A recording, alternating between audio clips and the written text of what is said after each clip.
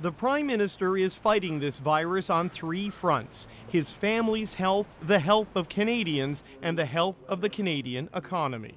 We will be supporting the economy and Canadians through this time. Because his wife tested positive, Trudeau will work from isolation as his government tries to stop the contagion. Today, my advice is to postpone or cancel all non-essential travel outside of Canada. No Canadians should leave the country, while the government will limit the ways travelers can enter the country. International arrivals from certain regions will land only at a few specified airports. This will enable us to concentrate our precious resources for our border services officers and for our public health officers. Cruise ships are banned until at least July. They won't be allowed to go to the Arctic at all because of the lack of health facilities in the north. The border, however, stays open. As evidence shows, a border shutdown doesn't work. I think what we have to remember is that viruses don't know borders. A border is not going to contain the virus.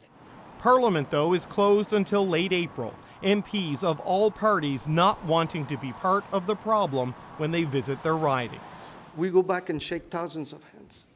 And then 338 people go back, shake thousands of hands, and come back together here, together in the same space. There's the risk to the community, but also the economy. On that front, a highly coordinated response from the country's top financial officials, cutting interest rates for the second time this month, letting banks tap reserves to free up $300 billion for loans, and offering $10 billion in credit directly to companies, all backstopped by the promise of much more to come.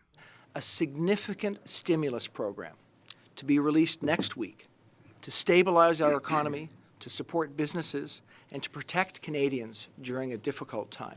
That will include cash transfers to Canadians as people and the economy adapt to the new restrictions being deployed. It's a significant escalation in the national response, and it's nowhere near done because the virus is nowhere near reaching its peak here in Canada. David Cochran, CBC News, Ottawa.